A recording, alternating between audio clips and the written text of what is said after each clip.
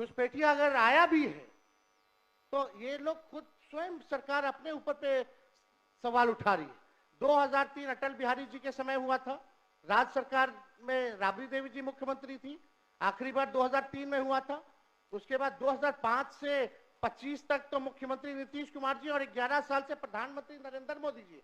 अगर कोई विदेशी अगर घुसपैठिया अगर आया है तो गलती तो सरकार की है महोदय, उस समय के लोगों की है। तो ये बड़ा प्रश्न जो है, ये सवाल बेकार की बातों में हम लोगों को उलझना नहीं चाहिए। एसआईआर पर जो है चर्चा जो है कराई जाए। और कल भी हम लोग जो है स्पीकर महोदय से बाहर भी मिले, हम लोग सदन के अंदर मिले और अपना प्रस्ताव को पूरे विपक्ष के लोगों ने रखा। और आज हमको उन्हीं की अनुमति से आज सदन में बोलने का मौका मिला।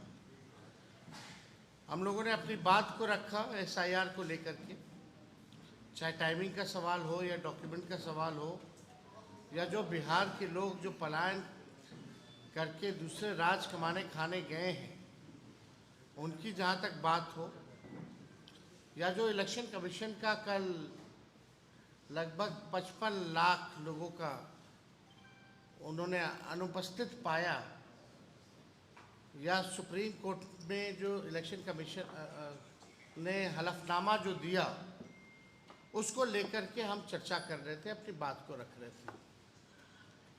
बहुत पीड़ा हुई देख करके कि सत्ता पक्ष में जो लोग हैं, कुछ लोग बड़े बड़े पद पे बैठे हुए मंत्री हैं, डिप्टी सीएम हैं, इतनी हल्की राजनीति करना उनको शोभा नहीं देता। और अध्यक्ष जी ने कहा था कि हर दल के लोगों से वो बुलवाएंगे, यानी जाहिर सी बात है कि सत्ता पक्ष को भी मौका मिलता अपनी बात को रखने का। लेकिन कुछ लोग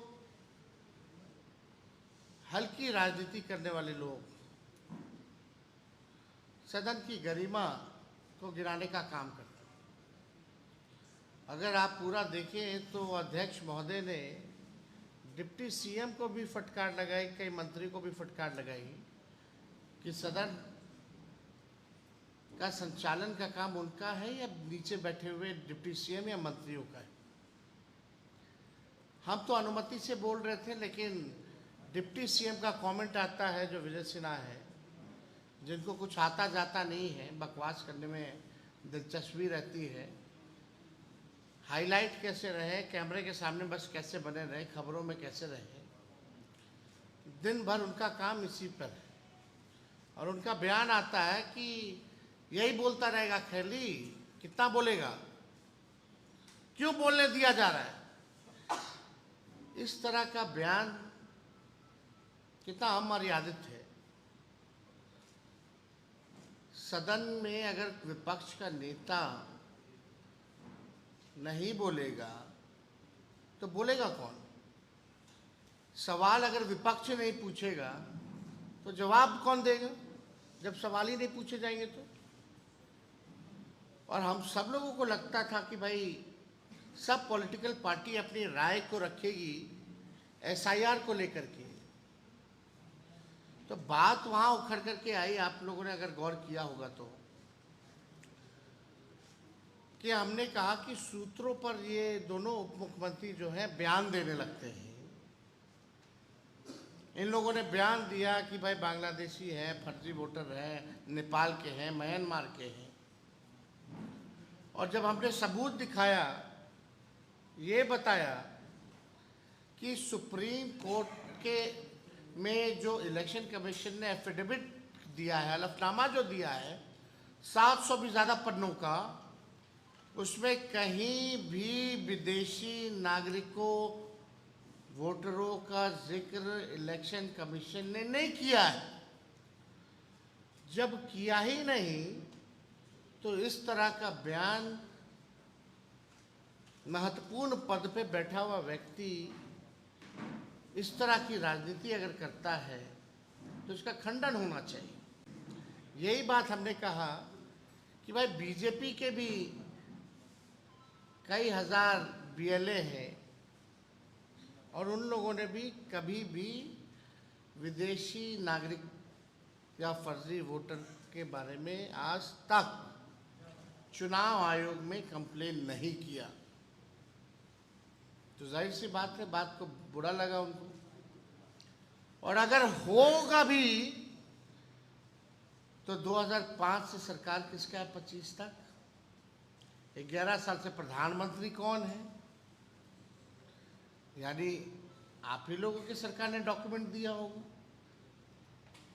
तो उन्हीं लोगों के पास जब कोई जवाब नहीं है तो कुछ ना कुछ करके सदन में हंगामा करा करके आज का जो एसआईआर पर जो हम लोग चर्चा कर रहे थे इसको बाधित किया गया। इसके बाद हम सब लोग जो हैं अध्यक्ष महोदय से हम लोग मिले और हम लोगों ने आग्रह किया, क्योंकि भाई जब हम बोल रहे थे तो बीच में मुख्यमंत्री जी उठ गए थे और शायद उनको पता ही नहीं कि सदन में चर्चा किस बारे में हो रही थी। हमको जिस स्थिति में मुख्यमंत्री जी हैं, हमको पूरी सहानुभूति है कि उनकी क्या स्थिति हो गई है। पूरे सदन में सभी लोग जो है, सब लोगों को पता है था कि चर्चा किस पे हो रही है, लेकिन माननीय मुख्यमंत्री जी को पता नहीं, अपना जो बोलते हैं वही अपना बोलते रहे। फिर हम भी हस्तक्षेप नहीं किए, हमको ठीक नहीं लगा इस पे बोलने का।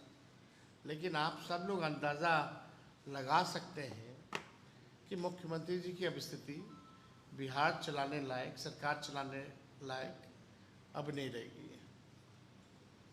और कैसे बिहार चल रहा है रिमोट कंट्रोल से दिल्ली के दो लोग जो वहाँ बैठ रहे हैं, जो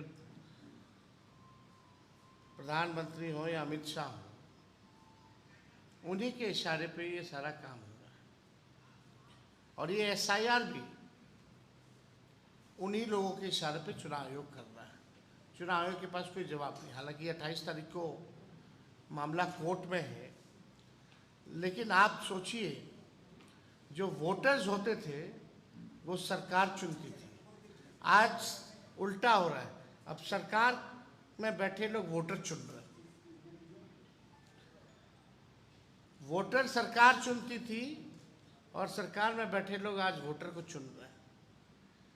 तो बिहार लोकतंत्र की जननी है और यहीं से प्रयास किया जा रहा है लोकतंत्र को जो है खत्म करने का। आप देखिएगा, ये कल इलेक्शन कमीशन द्वारा ये प्रेस नोट जारी हुई है।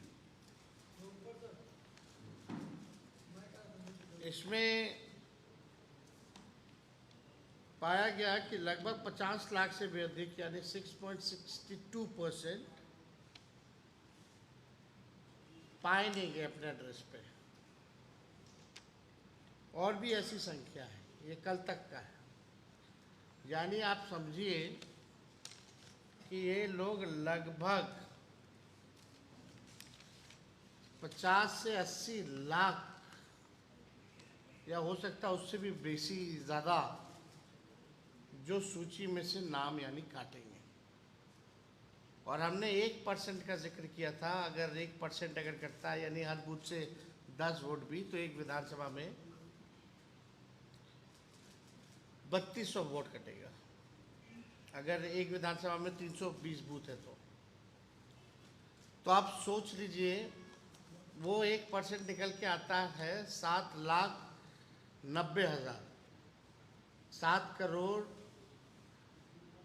90 लाख वोटर जो है पिछले सूची में पाए गए हैं। उसका 1% 7,90,000 जो लोग हैं। तो आप समझ सकते हैं कितने बड़े पैमाने पर लोगों का वोटर लिस्ट से नाम हट रहा है।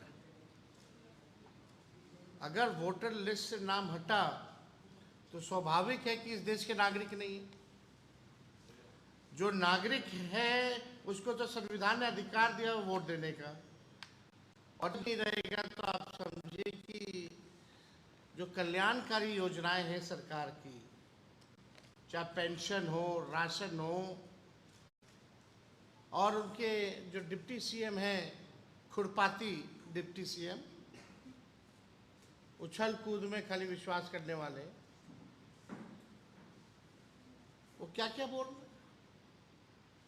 अगर भाई वीरेंद्र जी ने जब हमको अगर टिप्पणी करके अगर डिप्टी सीएम बोला कि कैसे बोल रहा है, क्यों बोल रहा है, क्यों बोलेगा, तो भाई वीरेंद्र जी ने तो ठीक ही जवाब दिया, किसी के बाप का थोड़ी है सदन, ये सदन जनता का सदन है, जनता के लिए है, तो इसमें आपत्ति की क्या बात है। उनका नाम तो नहीं लिया इन्होंने, ना उनके पिताजी का नाम लिया, तो जो इन्होंने कहा उसमें कोई गलती नहीं थी। नेता विरोधी दल बोल रहा है, अध्यक्ष महोदय समय दे रहे हैं, तो who is he to speak? वो कौन होते हैं कि सदन को सलाह दें कि कौन कितना बोलेगा, नहीं बोलेगा। और हम धन्यवाद देना चाहते हैं स्पीकर महोदय को कि उन्होंने भी डिप्टी सीएम को जो है लताड़ने का काम किया, फटकार लगाने का काम किया सदन में। अगर वो फुटेज आप लोगों के पास होगा तो जरूर वो चलाइए। और बाहर जाकर के कूद कूद के मीडिया में बयान दे रहे होंगे कुछ भी उल्टा सीधा। भाई जब मुख्यमंत्री बोल रहे थे तो आप हमको देखे होंगे, हम शांति से उनकी बात को सुन रहे थे और सहानुभूति हो रही थी कि बात चल रहा है कुछ, कह रहे कुछ, लेकिन एक सदन की गरिमा है। सदन के नेता अगर कुछ बोल रहे हैं, और जब नेता विरोधी दल और जब सदन के नेता मुख्यमंत्री बोल रहे हैं तो बीच में क्यों टपक रहे भाई? कोई मतलब है क्या?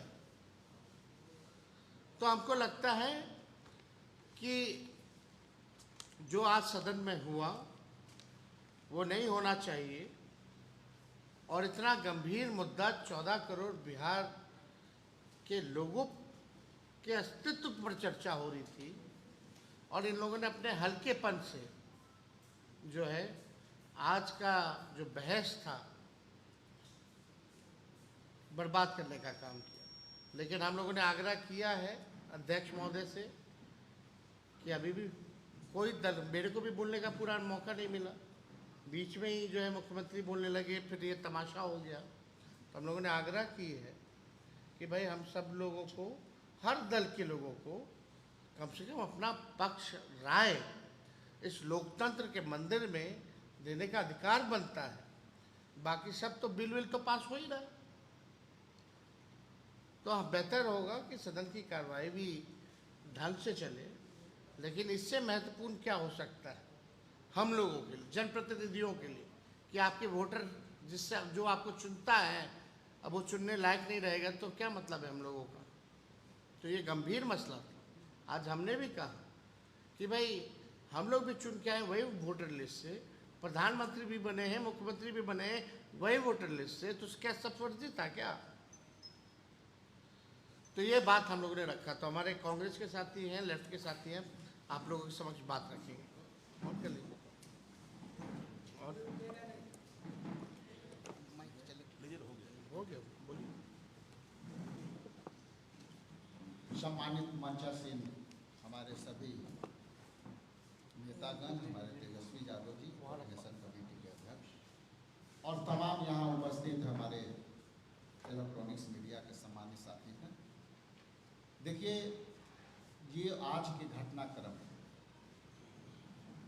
ये इस तरह से लगातार हम लोग सदन के नेता स्पीकर साहब से हम लोग लगातार प्रयास कर रहे थे कि वोटर पुनरीक्षण का जो मुद्दा है बिहार के अंदर,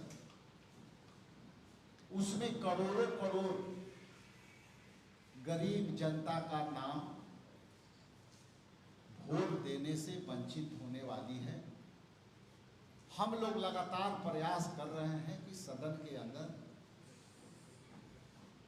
हेल्दी विमर्श हो और उस पर सरकार अपना पक्ष रखे और विपक्ष भी अपना पक्ष रखे। बहुत ही प्रयास से तेजस्वी यादव और तमाम हम लोग इंडिया गठबंधन के तमाम पार्टनर लगातार प्रयास का फल हुआ कि आज सदन में विपक्ष के नेता तेजस्वी जी का बोलने का अवसर मिला और अवसर मिलने के क्रम में जो वहां माहौल पैदा किया गया, ये विशुद्ध रूप से सत्ता पक्ष के लोग ध्यान भटकाने वाली प्रवृत्ति से ओतप्रोत थे और वो नहीं चाहते थे कि एसआईआर पर वोटरों के नाम कटने की विमर्श सदन के अंदर विपक्ष जनता तक पहुंचा पाए।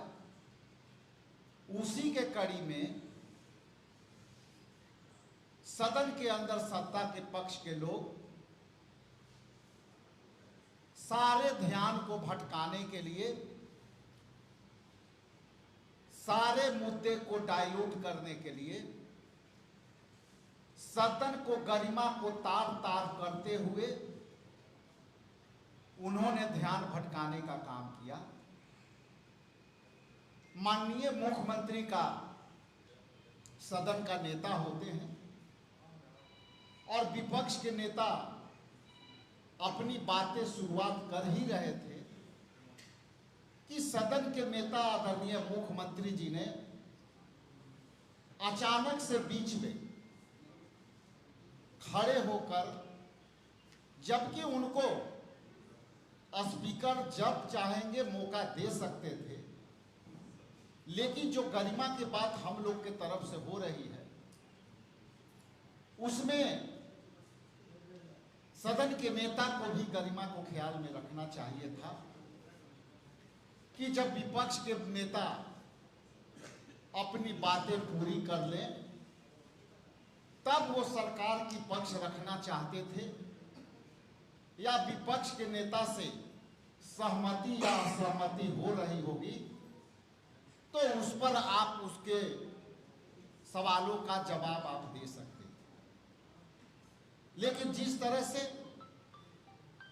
मुख्यमंत्री ने जो सब्जेक्ट से हटकर हंसुआ के ब्याह में खुरपा के गीत गाने लगे और सारा एसआईआर के मुद्दा भटक गए और उस मुद्दे को सत्तासीन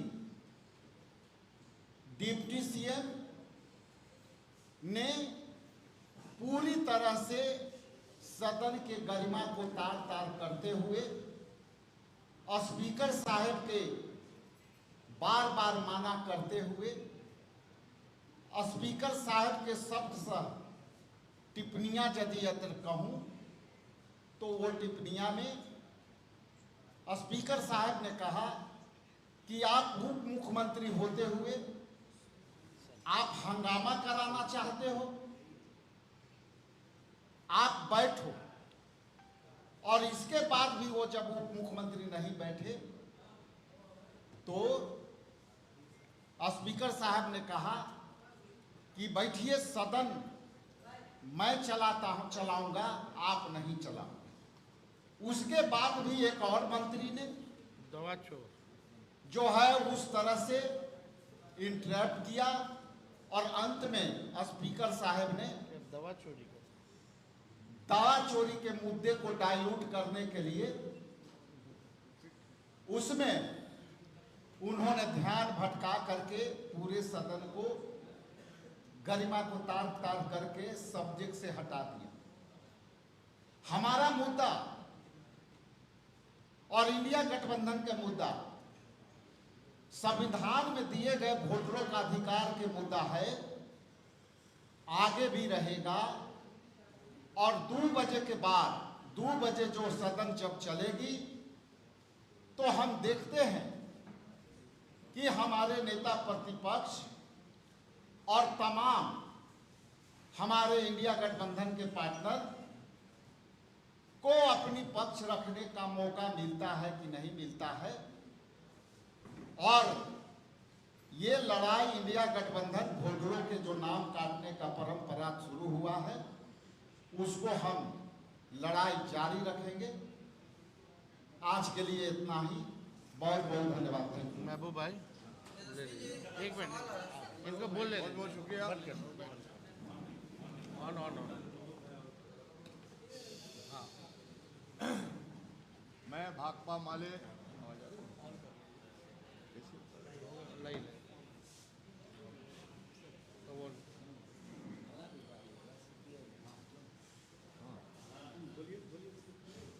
हाँ बोलिए बोलिए बोलिए।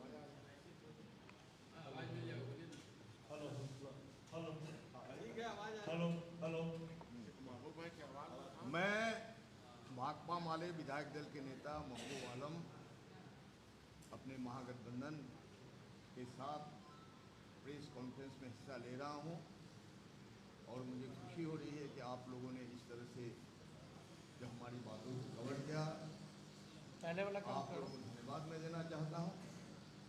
साथ साथ मैं ये कहना चाहता हूं कि बिहार लोकतंत्र की जननी है।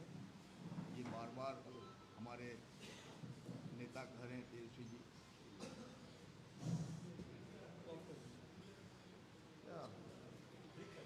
हाँ,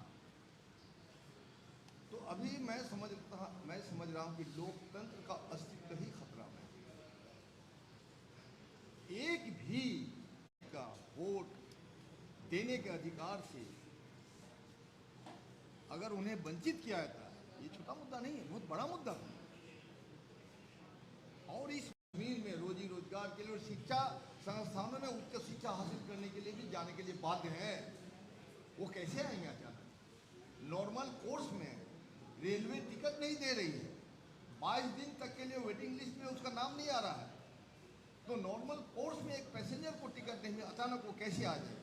इसलिए हमारा कहना है कि लोकतंत्र की रक्षा के लिए सबसे जरूरी है कि हमारे वोटर के अधिकार की रक्षा हो, और उस अधिकार की रक्षा और सुरक्षा के लिए हमने जो कार्यस्थगन लाया, बार बार कल भी लाया था, हम लोग लाए थे, आज भी हम लोग लाए, इस पर एक विमर्श हो, सार्थक विमर्श हो, और बिहार के तरफ से, बिहार की जनता के तरफ से जो शासक वर्ग है वो भी हिस्सा ले, उनको भी दुश्चिंता होनी चाहिए। लेकिन जिस तरह से हमारे प्रतिपक्ष के नेता को बोलने का सम्मान दिया गया स्पीकर के तरफ से, तो माननीय मुख्यमंत्री ने भी स्पीकर के आदेश की अवहेलना कर उन्होंने हस्तक्षेप किया। चलिए हम लोग उसका सम्मान करते हैं, लेकिन इनके बावजूद उनके जो उप मुख्यमंत्री है जिस तरह से उन्होंने आचरण किया, आज का सबसे महत्वपूर्ण घटना यह है कि आज जो सेशन स्थगित हुआ, सत्ता पक्ष के सदस्यों के अभद्र आचरण के कारण स्थगित हुआ। यह हम लोग की वजह से नहीं हुआ। इसलिए हम लोग चाहते हैं, आपको मालूम होना चाहिए कि सीमांचल क्षेत्र का करीब करीब 1 करोड़ 40 लाख जो आबादी है, असल में उसके जो मुस्लिम जो वोटर्स उनको टारगेट किया है, 40 लाख लोग बाहर है। आप वो 40 लाख लोग कैसे आएंगे? इसलिए ये फंस गए। इस बार निशाना उनका एनआरसी में मुस्लिम का था, लेकिन ये निशाना आ गया पिछड़ा, अति पिछड़ा, आदिवासी, दलित, अल्पसंख्यक। अल्पसंख्यकों में से एक शेरशाहवादी वर्ग है जो महानंदा, नागर और गंगा नदी के कटान से उत्पीड़ित हो गए हैं, और उनके पास कोई कागज नहीं। अभी 50% बिहार जो है बाढ़ की त्रासदी से सफर कर रहे हैं, और आगजनी वगैरह से किसी का कागज नहीं है। ऐसी हालत में हमारे क्षेत्र में कोठियों में कागज रखा जाता था, कोठियों में, जो दीमक उनका खा गया होगा। और जब 2000 के बाद ये बात के बाद स्थिति स्पष्ट हो गई कि नौकरी वगैरह मिलती भी नहीं है। किसी भी नौजवान ने अपने हाई स्कूल से क्लास 10 का प्रमाण पत्र लेने की जहमत नहीं उठाई।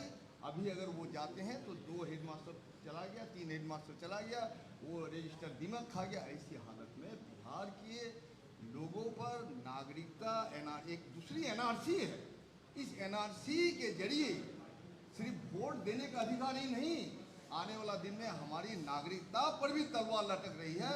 इसलिए इसकी हिफाजत के लिए हम लोग जान देने की हद तक आंदोलन करेंगे, और बिहार पूरे देश को रास्ता दिखाएगा।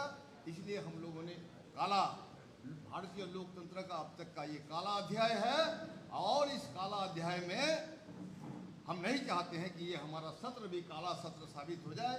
इसलिए आज हम लोगों ने जो बात की, स्पीकर साहब का बहुत सम्मानजनक स्थिति रही, उसका सकारात्मक है। वो चाहते हैं कि कल इसका विमर्श हो। अगर विमर्श नहीं होगा तो हम लोग इसका प्रतिकार करेंगे, प्रतिरोध करेंगे और शांतिपूर्ण ढंग से उनका विरोध करेंगे। बिहार के एक एक वोटर की वोट के अधिकार की रक्षा के लिए हम लोग सड़क से संसदीय सदन तक जो लड़ाई वो जारी रहेगी। बहुत बहुत शुक्रिया। इंडिया गठबंधन का एक पार्टनर मैं भी हूँ CPIM की ओर से अजय कुमार। नेता हमारे बोल चुके हैं, तेजस्वी जी नेता प्रतिपक्ष बिहार विधानसभा में, इसलिए ज़्यादा चीज़ों की चर्चा न करते हुए मैं सिर्फ आपको इतना कह रहा हूँ कि आज हम लोग कल परसों से लगातार ये सवाल उठा रहे हैं। और वो सवाल क्या उठा रहे हैं? सवाल उठा रहे हैं कि SIR के नाम पर आप अप्रत्यक्ष रूप से NRC कर रहे हैं, जो काम इलेक्शन कमीशन का है ही नहीं।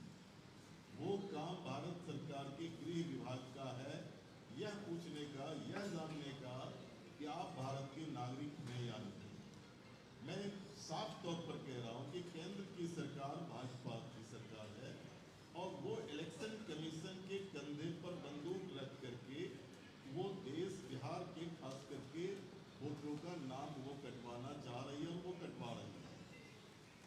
जिस वोटर के वोट देने से हम लोग सदन में आते हैं और उसके बाद चुनी जाती है सरकार, आज उस पर वो प्रश्न चिन्ह खड़ा कर रहे हैं। सवाल सिर्फ वोटरों का वोट का अधिकार नहीं जाएगा। जब वोटरों का वोट का अधिकार जाएगा तो वो इस देश के नागरिक हैं कि नहीं, डाउटफुल नागरिकता के श्रेणी में उनका नाम जाएगा और तब उनका जो भी राशन मिल रहा है वो बंद हो जाएगा। उनको जो है सामाजिक सुरक्षा पेंशन मिल रहा है वो बंद हो जाएगी। सरकार का 2 पैसे का भी अनुदान जो उन्हें मिल रहा है वो सब बंद हो जाएगा। इतनी गंभीर समस्या आज खड़ी है।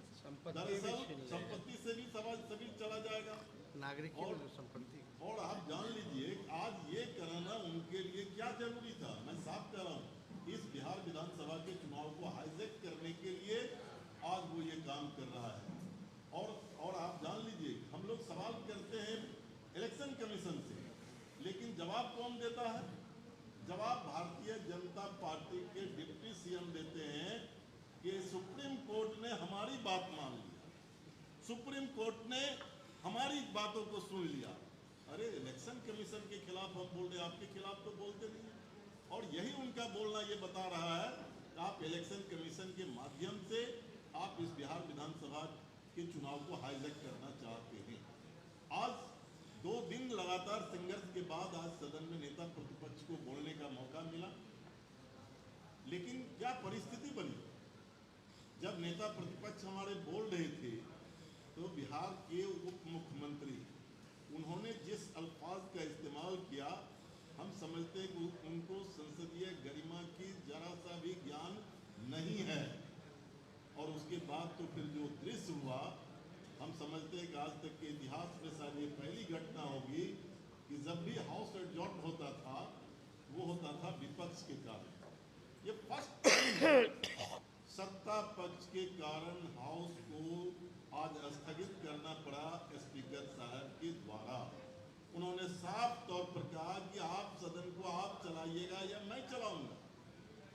मतलब स्पीकर की गरिमा को भी तार तार करने का काम आज 2-3 मंत्री उन लोगों ने किया, डिप्टी CM सहित। और इस सवाल को लेकर के आज सदन स्थगित हुआ। हमारी पार्टी और तमाम हम लोगों ने तय किया कि जब तक इस बिंदु पर सदन के अंदर पूरी बहस ना हो जाए और सरकार का जवाब ना हो जाए, तब तक हम लोगों का आंदोलन चलते रहेगा। उम्मीद है कि कल शायद फिर से मौका मिले बहस करने का, नेता प्रतिपक्ष को बोलने का और फिर सभी दल के लोगों को बोलने का। लेकिन अगर नहीं मिला तो कल फिर हम लोगों का आंदोलन चलते रहेगा, परसों भी चलेगा। और ये आंदोलन मताधिकार की रक्षा का है। गरीब, दलित, अत्यंत पिछड़ी जाति के लोग, अल्पसंख्यक, उनके नाम जो वोट से काटने का है, उसको बचाने का ये संघर्ष है, ये लड़ाई है और ये जारी है। सूर्यकांत जी संक्षिप्त सब बात आ गई। हमारे इंडिया गठबंधन महागठबंधन के हमारे सम्मानित नेतागण तमाम बातों की चर्चा किए हैं। मैं भारतीय कम्युनिस्ट पार्टी विधायक दल के नेता सूर्यकांत पासवान कुछ बातों की ओर आप लोगों के बीच रखना चाहता हूँ। आज लोकतंत्र में जो हम लोगों को बोलने का अधिकार है, हमारे प्रतिपक्ष के नेता रख रहे थे। भाजपा के जो कुछ लोग थे, मंत्री हैं, उप मुख्यमंत्री हैं, उनको लगा जो माननीय प्रतिपक्ष के नेता की बात को पूरे देश की जनता सुन रही है, बिहार की जनता सुन रही है, उनको अच्छा नहीं लगा, उनको पेट में दर्द होने लगा। और हमको तो कहने में जरा सा भी हिचक नहीं आ रहा है कि विपक्ष की आज सदन के अंदर जीत हुई। इसलिए ये SIR पर जो बहस हो रहा था, हमारे नेताओं का सारा जितना भी पॉइंट था वो चला आया। हम लोग शांतिपूर्वक सदन के अंदर बैठ करके सुन रहे थे और हम समझते हैं इसको लेकर के अगर इस पर सरकार गंभीर नहीं हुई तो हम लोग सदन में तो आंदोलन कर ही रहे हैं, सड़क पर भी आंदोलन करेंगे। क्योंकि बिहार के गरीब 40% एक राज्य से दूसरे राज्य में काम करते हैं, मजदूरी करते हैं। उनका नाम अगर वोटर लिस्ट में नहीं रहेगा तो उनका अधिकार सारा समाप्त हो जाएगा, न राशन मिलेगा, न इस देश के वो नागरिक रहेंगे। इसलिए हम आप लोगों के माध्यम से, मीडिया कर्मी के माध्यम से कहना चाहते हैं कि आपने जो 11 पॉइंट रखा है उसमें से सरल कीजिए। आधार कार्ड को मस्ट कीजिए। जो आप सर्टिफिकेट की बात कर रहे हैं, स्कूल सर्टिफिकेट, ये बिहार में शिक्षा का क्या हाल है सब लोग जानते हैं। हमारे तमाम गरीबों के पास वो विद्यालय का सर्टिफिकेट नहीं है, खास करके दलितों, अकलियतों, अत्यंत पिछड़ों के पास शिक्षा का घोर अभाव। इसलिए हम इस प्रेस कॉन्फ्रेंस के माध्यम से सरकार को कहना चाहते हैं, चुनाव निर्वाचन आयोग को कहना चाहते हैं कि आप इसको सरल कीजिए और हमारे मतदाताओं को नाम अधिक से अधिक कटे नहीं, जुड़े। इसके लिए हम निर्वाचन आयोग से कहना चाहते हैं। बहुत बहुत धन्यवाद। सवाल अगर कोई होगा तो 1 मिनट ऑफ कर दो, ऑफ थोड़ा कम कर दो। आप पूछिए।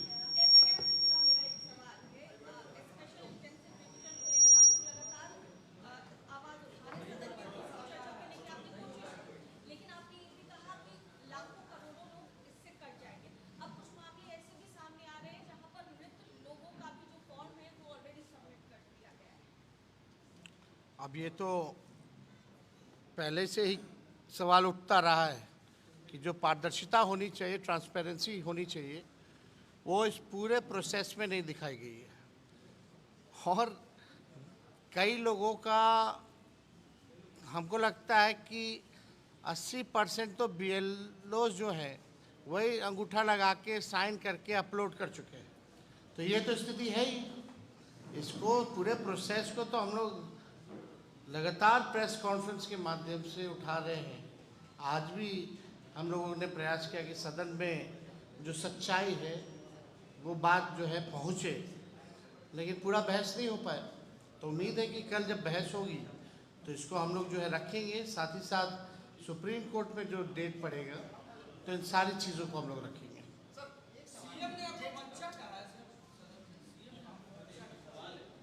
तो क्या दिक्कत है? हम है नहीं, उनके लिए तो है ही ना भाई। वो कितने साल के हैं? 76-77 साल के तो होंगे ना। वो लगभग मेरे पिता की उम्र के हैं। तो हम तो बच्चे ही ना हैं। लेकिन बच्चा जब बोलता है तो कच्ची बात नहीं बोलता, पक्की बात बोलता है। जेडीयू के एक विधायक ने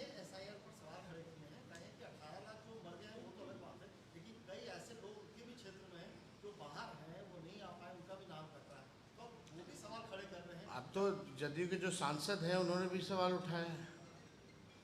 कई लोग भाजपा में भी जो लोग हैं वो लोग भी पीड़ित हैं, लेकिन वो बोल नहीं पा रहे।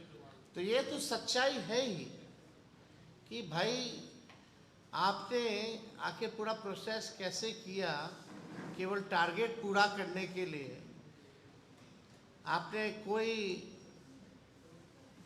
2 फॉर्म देना होता है, आपने एक ही फॉर्म दिया, वो भी रिसिप्ट जो होता है कुछ नहीं मिला लोगों को। कल को वो फाड़ के फेंक दे तो कोई सबूत ही नहीं रहेगा। और कई जगह तो लोग BLOs गए ही नहीं हैं, खुद ही अपना अपलोड कर दिया गया है। तो कई उदाहरण, कई सबूत हम लोगों ने दिखा। दुकान में बिक रहा है, देवघर में जलेबी लोग खा रहा है, कूड़ेदान में फेंका हुआ, पटना की सड़कों पे, फ्लाईओवर्स पे, गांधी मैदान में फेंका हुआ है फॉर्म। तो ये तो सच्चाई है। लेकिन बात आज के इसलिए प्रेस कॉन्फ्रेंस था कि जो जिस हिसाब से सत्ता में बैठे जो लोग हैं, एक तो खुरपाती उप मुख्यमंत्री है, उनको तो बस अपना उछल कूद करना है, दिखाना कि वो भी कोई चीज़ है भाई। दूसरा एक मंत्री है जो अभी सज़ा मिली है दवाई घोटाले में, वो लोग भी एड़ी अलगाल गाल करके बोल रहे। मतलब ऐसा हम लोगों ने नहीं देखा। हमने ना किसी का नाम लिया, हम तो जो मुद्दे थे उसके बारे में बात कर रहे थे। लेकिन इस तरह का विषय इतना गंभीर विषय है और ये साफ दिख रहा था कि सत्ता में बैठे लोगों को कोई गंभीरता से नहीं ले रहा है। तो ऐसा प्रतीत हो रहा था कि कहीं ना कहीं साजिश है भाई। सत्ता में बैठे लोग और इलेक्शन कमीशन हाथ मिलाए हुए हैं। और हमने आपको शुरू में ही कहा, पहले वोटर सरकार को चुनती थी, अब लगता है कि सरकार में बैठे लोग वोटर को चुन रहे हैं।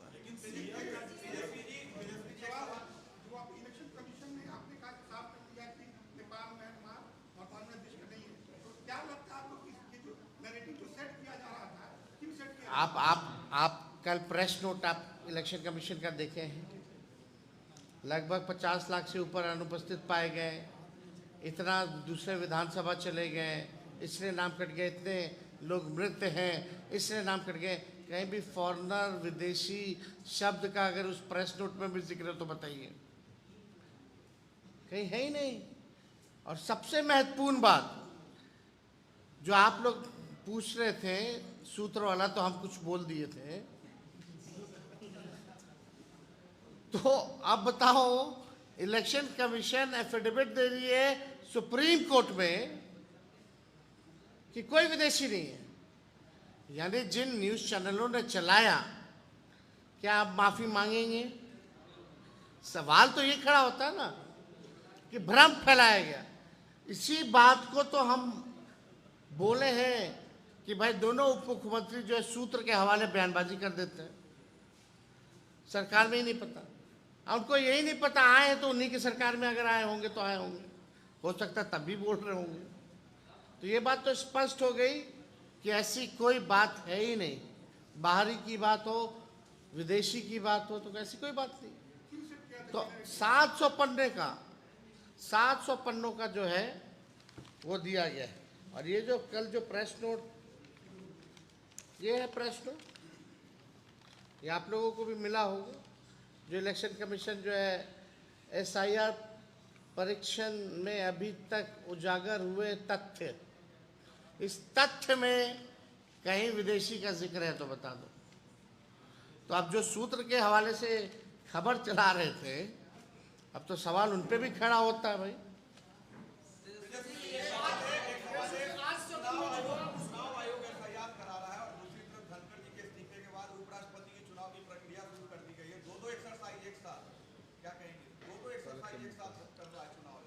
देखिए, अब धनखड़ जी का इशू कुछ और है। हमको लगता है कि सच को कोई छुपा नहीं सकता। देर होगी लेकिन सच सामने आ जाएगा कि हकीकत में हुआ क्या, क्यों उन्होंने इस्तीफ़ा दिया। सही रीज़न जो है आने वाले समय में ज़रूर देश के सामने आएगा। आज सदन में जो हुआ उसको लेकर के विजय सिन्हा चौधरी कह रहे कि जब तक माफी नहीं मांगेंगे यही दोनों ना 2 दिन पहले लड़ रहा था कि तुम लूट लिया विभाग को, तुम लूट लिया विभाग को। आज दोनों क्या हो गया भाई? आज दोनों करण अर्जुन बने हुए हैं। यही 2 दिन पहले जो इन लोगों के एनडीए के बैठक में क्या लड़ाई हुई है, जबरदस्त। एक को बोला कि तुम ग्रामीण कार्य को लूट लिए, एक को बोल दिया कि तुम माइनिंग को लूट लिए, एक दूसरे को लोग बोल रहे। तो इन लोगों का कोई वजूद है? ये लोग बैकडोर वाले लोग, अभी लोग दोबारा सदन में नहीं लौटने वाले। विजय सिन्हा आप लिख लीजिए, लखीसराय से चुनाव हारने जा रहे हैं, दोबारा चुन के नहीं आने वाले। तेजस्वी जी, एक सवाल है आपकी कि 12, 13, 14 में जो फंडामेंटल राइट का संविधान में उल्लेख किया गया है, क्या लग रहा है चुनाव आयोग और भारत सरकार आप ये आरोप लगा रहे हैं कि इसका उल्लंघन कर रही है? भाई जो मामला है वो कोर्ट में हम लोगों ने मजबूती के साथ रखा है। अब 28 तारीख को है, इस प्रोसेस के ऊपर हम लोगों ने सवाल उठाए। मौलिक अधिकार का हनन कर रही है, इसका आरोप आप इनडायरेक्ट रूप से लगा रहे हैं। भाई आपका अधिकारी छीना जा रहा है ना वोटिंग का, और क्या है? आपका अधिकारी नहीं बल्कि अस्तित्व को ही मिटाया जा रहा है, ये तो हम बात बोल रहे हैं। गृह मंत्रालय बदला जा सकता है सर, विजय सिन्हा को बना दिया जाए।